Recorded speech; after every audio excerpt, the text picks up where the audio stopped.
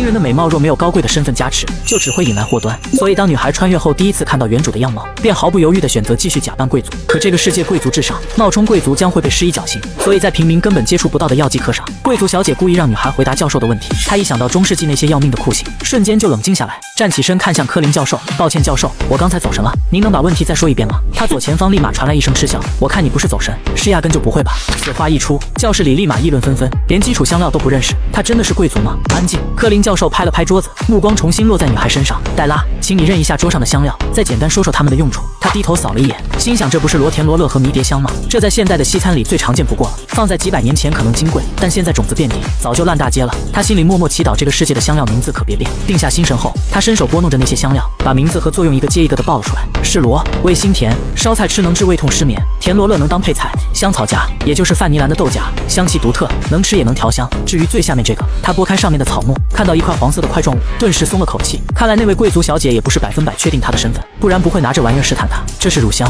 橄榄和乳香树的树枝，有镇痛和防腐的功效。随后他收回手指，抬起头，教授，我回答的对吗？整个教室里安静的可怕。他眉头一皱，难道这儿的香料名字和我那个世界的不一样？过了好一会儿，他才听到科林教授震惊地问，这些香料你都吃过？他笑了笑，教授，这几个不都是很常见的调味品吗？不过乳香我倒是没吃过，乳香是药香，做熏香和精油效果更好。黛拉说的这些科林教授肯定懂，毕竟他也是贵族。可就算是他，估计也舍不得拿这些东西来烧菜调味吧。还有乳香，那可是顶级的香料，一般都用来献祭的，传说那是最接近神的气味。等等，基础药材里怎么会有乳香？科林教授猛地反应过来，快步走到他桌边，能让我看看你的香料盘吗？黛拉退后半步，做了个请的手势。只见科林拿起那块黄色树枝，凑到鼻子下闻了闻，脸色变了好几次，确实是乳香。他最后放下东西，尴尬地说，可能是我整理药材时不小心放错了，真抱歉。黛拉，这堂课给你加10分怎么样？他点头应允。好的。科林教授拿着乳香回到讲台，低头不知道在写些什么。而他刚一坐下，前排那个叫卡米拉的贵族小姐就猛地侧过身，用那双蓝眼睛死死地盯着他，那眼神就像在估量一件货物的价格。后半节课风平浪静的有些无聊，黛拉表面上低着头好像在发呆，其实脑子里正飞速盘算着接下来该怎么办。来到这个世界已经1个多月了，今天的这种试探简直是家常便饭。最要命的是，这身体的原主还真是个假冒贵族的平民，为了不被五马分尸，必须得给自己搞个人设。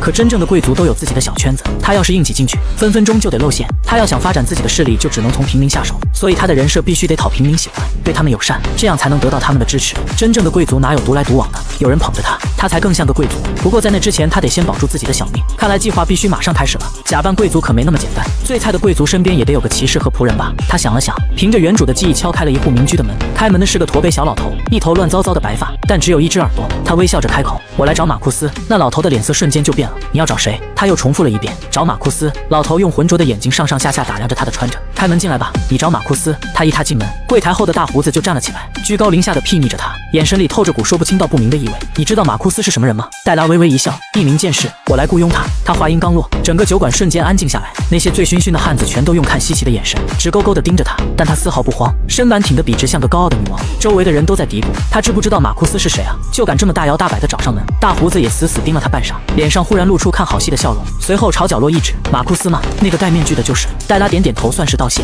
径直朝着那个角落走去。那里果然只坐着一个人，半张铁面具遮脸，身上还裹着件宽大的黑斗篷。那人一抬头喝酒，黛拉就瞥见帽檐下火红的卷发，于是他加快脚步走到了这位神秘剑士的桌前。你好，剑士阁下，我想知道要花多少金币才能雇佣你呢？马库斯放下酒碗，冷冷地拒绝，我不接小女孩的活。说着就拿起剑起身准备离开。黛拉眼疾手快，一把拉住他的斗篷，迎上他那双碧绿的眼眸，轻轻吐出一句，向黑暗献上我的。停下！马库斯的眼神瞬间变得凌厉无比，压低声音怒喝，你知不知道自己在干什么？他却笑意盈盈地反问，那你现在接受我的雇佣了吗？马库斯沉默了许久，才终于开口，一天1枚金币。他伸出一根手指摇了摇，不用你做任何危险的事，你只要保护我就行。马库斯看他的眼神活像在看一个傻子，但他毫不在意被当成冤大头，自顾自地介绍起来，我叫黛拉，西瑞亚魔法学院的初级学徒，最近好像有人想暗杀我。酒馆里人多口杂，马库斯付了钱便带着他从后门溜走，一直走到一片无人的小树林里。来这儿干嘛？他警惕地环顾四周，那个高大的剑士转过身，摘下兜帽，露出一头火红长发，你胆子不是挺大的吗？马库斯绿色的眸子里寒光一闪，手握紧了剑柄，说，到底是谁让你来找我的？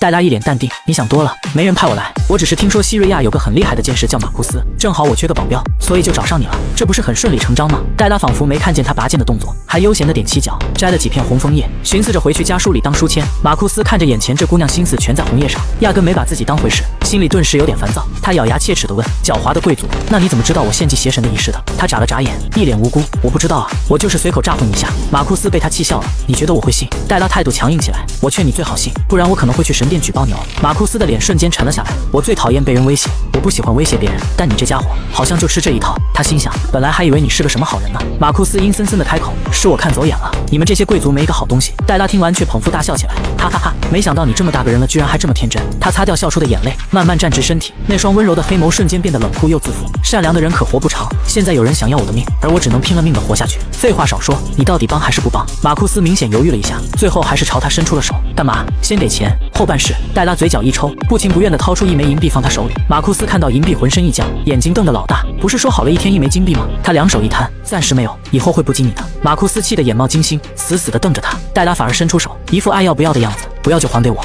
马库斯像是第一次见到这么无耻的人，生怕他真把钱要回去，赶紧把银币揣进了兜里。他一边收钱还一边骂骂咧咧，真是个狡猾的贵族。就这么用1枚银币，他成功雇到了一个战斗力爆表的保镖。他心情好得不得了，一路上都哼着小曲回了学院。第二天是魔咒课，怀着成为魔法师的美好憧憬，初级部的学生们一大早就涌进了教室。教室里大家都在激烈地讨论着魔法。没多久，钟楼的铃声就响了。紧接着，一位神情冰冷的风云美妇踩着钟声走进教室，所有学生瞬间噤声，紧张地望着他。从今天起，我教你们魔咒，你们可以叫我教母，也可以叫我教授，称呼随你们便。对了，我叫伊莱亚斯。他介绍完自己，便就丢下一捆树枝，每人一根魔法棒，大家都往后传。这是魔灵木做的魔法棒，以后就是你们第1学年的武器了。哇，居然是魔灵木！天哪，真的是魔灵木吗？大家激动地惊呼起来。魔灵木！戴拉好奇地打量着手里的黑色枝条，叶子都没了，光秃秃的，活像根细铁丝。这玩意儿看起来平平无奇，不就是根普通树枝吗？他甚至怀疑这是不是亚斯教授刚从花园里捡的。好了，都安静！亚斯教授一声令下，教室里再次鸦雀无声。他翻开一本金色封面的魔法书，今天教你们火龙术的第一段咒语——火焰咒，都听好了，我念一句，你们就跟着念一句。随即他张口吐出一串怪腔怪调的音节，嘟噜嘟噜，拉里拉。学生们立刻跟着念了起来，嘟噜嘟噜，很好。教了半小时后，亚斯教授满意地点了点头。现在拿起你们的魔法棒，去教室后面围成一圈练习，谁先放出火焰，谁就能提前下课。能进这所学校的都是有魔法天赋的孩子，我相信你们都能成功。他3言2语就让这群学生跟打了鸡血似的，一个个兴奋的满脸通红。戴拉也被迫跟着围成大圈，看着他们热血沸腾的念咒，他尴尬的头皮发麻。天呐，真是太羞耻了！周围的念咒声一浪高过一浪，每念一次还要使劲甩一下树枝。他感觉自己从6岁后就没这么中二过。可大家都在念，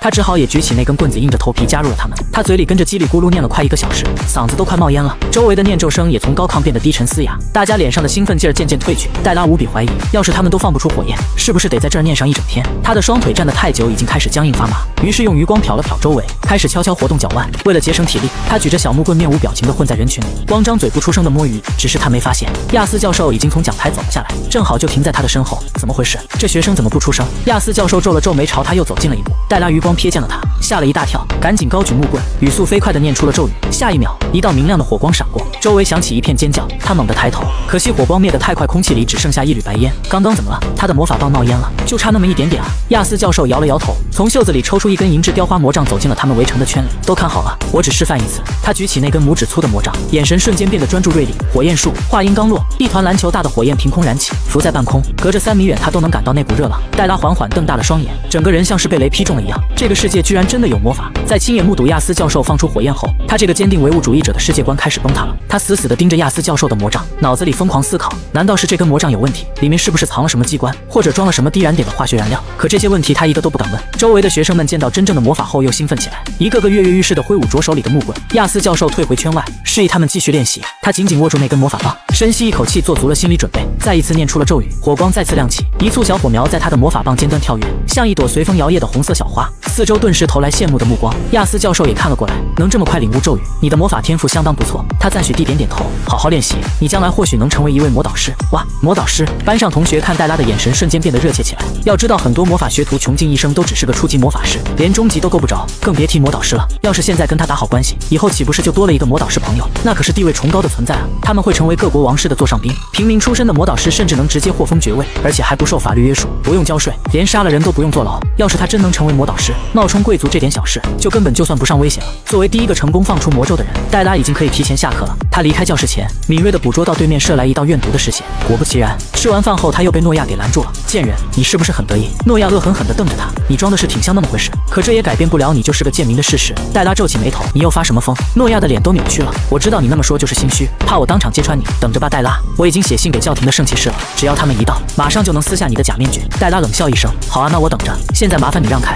他心里满是疑惑，诺亚之前不是已经信了他是贵族吗？怎么突然又跑出来说这些话？是谁又刺激到他了？想来想去，只有一个可能，那就是卡米拉。果然，他一抬头就看见餐厅2楼窗边的金发少女卡米拉。被发现也不慌，脸上甚至挂着娇俏的淡笑，可她的眼神却冰冷刺骨，带着浓浓的杀意，像是恨不得把她挫骨扬灰。戴拉满腹狐疑，一定还有别的什么原因。诺亚见他竟然在走神，顿时气得面红耳赤。贱人，你找打！诺亚气红了眼，抬手就想给他一巴掌，我要打烂你的脸。然而下一秒，戴拉瞬间回神，一把抓住诺亚的手腕，他五指猛然收紧，眼里闪过一抹骇人的杀意。够了，蠢货！诺亚，我的脾气不好，我也是会杀人的，我这双手可沾过不少人的血。你一个小小伯爵的女儿，有几颗头够我砍？捏死你就跟捏死一只蚂蚁一样简单。原主干农活的手力气极大，捏得诺亚腕骨嘎吱作响，直到诺亚痛得哭喊求饶，戴拉才缓缓松开。长点脑子，别再被别人当枪使。诺亚吓得脸色惨白，他是性格冲动易怒，可他不是蠢的无可救药。再看向2楼，这才彻底明白自己被卡米拉利用了。戴拉冷漠地看了他一眼，转身就朝校外走去。谁知他刚一出校门，马库斯就不知道从哪个角落窜了出来，这家伙竟然一直在等他。戴拉刚想夸他有契约精神，马库斯却直接伸出了手，金币。戴拉表情一秒消失，你昨天才值1枚银币，今天就涨价。马库斯顿时怒了，是你自己说的1天1枚金币。戴拉瞥了他一眼，我觉得我给高了，你就值1枚银币。没想到马库斯犹豫一下，又伸出手，也行，给我银币。结果戴拉两手一摊，没钱，不给。马库斯气得指向他腰间鼓鼓囊囊的钱袋，那你的钱袋里装的是什么？戴拉赶紧捂住，笑死了，里面装的全是石头，被他发现还得了。你等等，我换个东西给你。说着，他从袖子里掏出了3粒黑乎乎的东西，诺，给你。马库斯定睛一看，瞬间眼睛都亮了。胡椒，这时代的胡椒可是价比黄金的稀罕物，出门带一把胡椒，那可是身份和体面的象征。药剂课总共就发了5粒用来调香料作业，他就拿了3粒出来。马库斯飞快接过胡椒，宝贝似的放到鼻子下闻了闻，脸上露出享受的神情。随后，他小心翼翼地把胡椒收进自己扁扁的钱袋，就连看戴拉的眼神都充满了欣赏。戴拉看着他那没出息的样子，忍不住啧了一声。他忽然想到一个问题：这个世界的胡椒是从哪来的？西元的大陆气候根本不适合种植香料，按理说不应该出现胡椒才对。戴拉怀疑，在这个世界还有一块类似东方大陆的地方存在，只可惜当时地图这玩意儿可是战略武器，普通人根本搞不到。他翻了10几本书，才勉强拼凑出3块大陆的位置：西元、荒原以及一个流传了几千年的传说——婺源。于是他看向马库斯，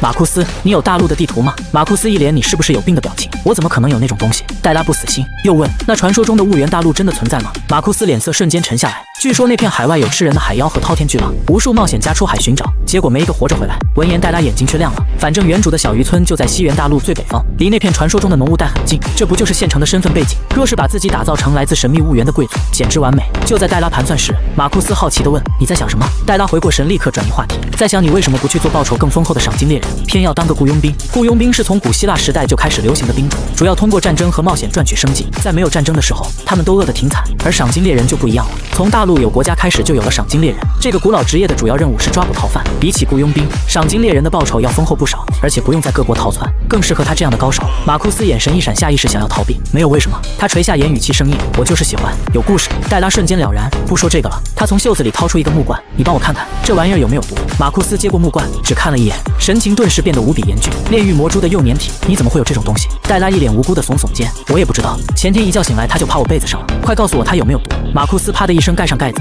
语气前所未有的凝重，这是剧毒魔物啊！戴拉顿时一脸发愁，那我岂不是不能放出来摸摸它了？马库斯太阳穴突突直跳，我说了，他有剧毒，我知道，可是他很可爱不是吗？戴拉甚至捧着脸，一脸陶醉。马库斯整个人都麻了，贵族少女的爱好都这么奇葩吗？那可是炼狱魔珠。最终，在马库斯的严肃警告下，戴拉才放弃了养蜘蛛的念头。他把木罐交给他，让他去查查这蜘蛛的来源，最好能查出来是谁放的。还有最后一件事，戴拉详细描述了一种特殊的土，白色或灰白色，很有粘性，搓光滑后有光泽。他话还没说完，马库斯就炸了，等等，你说过我只需要保护你就行了，为什么又要让我做这么多事？戴拉眼睛一眯，露出资本家的嘴脸，还想不想要金币了？这一句话让马库斯瞬间闭嘴。戴拉打发他去办事，自己则赶紧回学校。可他刚转身，马库斯却突然喊住他，等等，又怎么了？戴拉满脸不耐烦，然而马库斯却缓缓握住剑柄，他双眼锐利地看向戴拉身后，有人在跟踪你。一瞬间，戴拉后背发凉，猛地转身，可身后空无一人。下一秒，马库斯已经拔剑追了出去，只留下戴拉一个人在风中凌乱。他吓得赶紧跑回学校。回到宿舍，戴拉换了一身亚麻材质的睡裙，看着自己脱下来的羊毛里衣，他微微皱眉。中世纪的贵族是不会穿穿羊毛材质的里衣的，因为这时候的羊毛漂染和纺织技术还不发达，织出的羊毛衫粗糙厚重，颜色也不够洁白，所以贵族一般都穿细麻或棉衣。原主所有的钱都拿去买穿在最外面的行头，里面的衣服却没怎么注意，这才让诺亚抓住了把柄，因此这成了怀疑他的主要原因。黛拉揉搓着手上的羊毛内衫，脑海里闪过一道道处理工序，技术不发达，让它变发达不就好了吗？在他生活的21世纪里，动物纤维织成的布料可要比植物纤维昂贵多了。动物纤维做出的衣服不仅有着质感上的优越性，在保暖和透气等方面也比植物纤维好得多。一件羊绒大衣跟一件棉服的价钱，那可是相差甚远的。而且羊毛布料处理工序复杂，保养也麻烦，摩擦容易起球，洗一次还很容易缩水，讲究的人穿1-2次就不想再穿。这些缺点对平民来说可能很不友好，但对贵族来说不正是他们想追求的吗？贵族的身价就是在繁复的工序和奢侈的消耗中体现出来的。可在等到所有贵族都以穿最柔软昂贵的细羊绒衫为荣的时候，穿这种布料的他还像平民吗？不，那些人反而会觉得他才是真正的贵族，因为他穿的最早。黛拉翻出一块旧麻布，用木棍烤成炭笔，在麻木上细心刻画清洗羊毛的步骤、脱去油脂的方法、梳理羊毛的改良工具、加捻织布的过程。等把这东西做出来再卖出去，他伪装贵族需要的大笔钱款也就有了及时的补充。次日清晨，黛拉出了门，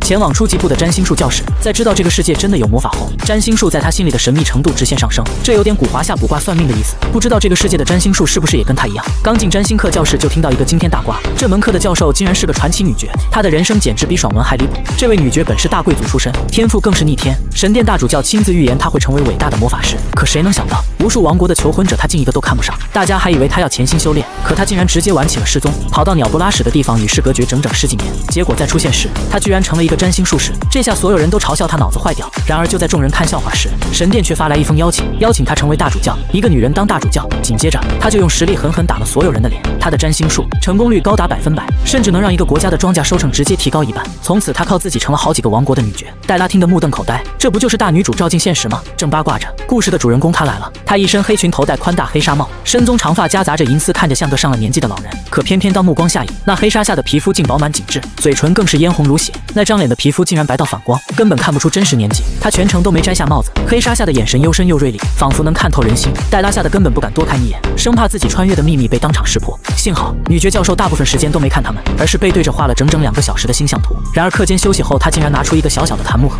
说要让大家排队领教具。就这么个小盒子能装什么？可下一秒队伍前面就传来阵阵惊呼，是水晶球！哇，我这个也是水晶球！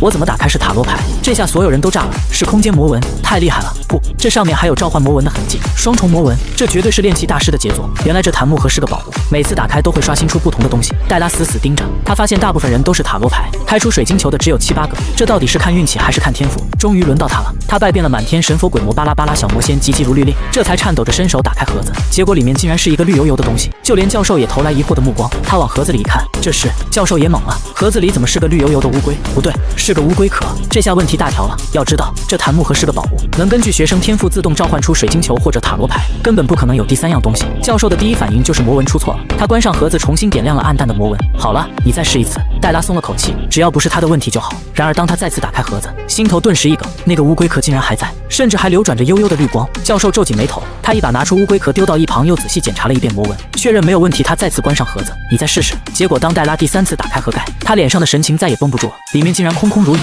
这下连教授都沉默了，他死死盯着黛拉，转头让后面的男同学上前。那个男生紧张地念叨着，打开盒子，里面赫然出现一摞塔罗牌。哦，我是塔罗牌。他高兴地拿了出来，瞬间全场死寂。教授看黛拉的眼神彻底不对劲，他意味深长地开口，看来不是盒子的问题。说着，他拿起旁边那个被丢掉的乌龟壳，直接塞给黛拉。或许这是神的旨意，你就用这个吧。黛拉僵着脸接下了这个乌龟壳，而此时全班的目光都聚焦过来，一个贵族学生更是肆无忌惮地大喊：怎么站？把头钻进去吗？哈哈哈哈！嘲笑声此起彼伏，贵族学生们笑得东倒西歪，看他的眼神就像在看一个怪物。然而黛拉却面无表情，直接回到座位。她彻底无视了四周所有戏谑的目光，她死死盯着手里的龟壳，脑海里闪过无数猜测：为什么偏偏跟别人不一样？是有人暗中搞鬼想看他出丑，还是他的运气真的就这么差？塞拉菲娜教授不屑于欺负一个学生，那么问题只可能出在他自己身上。可那个盒子究竟是根据什么机制掉落物品的？是根据开启者的愿望，还是他们身上的某些特质？就在这时，黛拉心里猛然闪过一个答案。